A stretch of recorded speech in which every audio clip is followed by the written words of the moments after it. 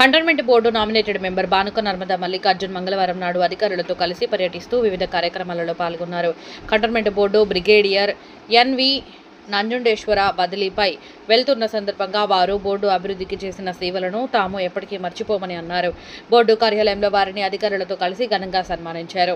సికింద్రాబాద్ ప్యాట్నీ సమీపంలోని నాలా పరిస్థితిని కంటోన్మెంట్ బోర్డు అధికారులతో కలిసి పరిశీలించారు.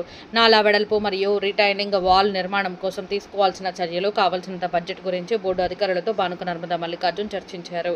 ప్యాట్నీ నాలాను గత 2 దశాబ్దాల క్రితమే అభివృద్ధి చేయాలని నిర్ణయించుకున్నట్లు బానుక నర్మదా మల్లికార్జున్ తెలిపారు.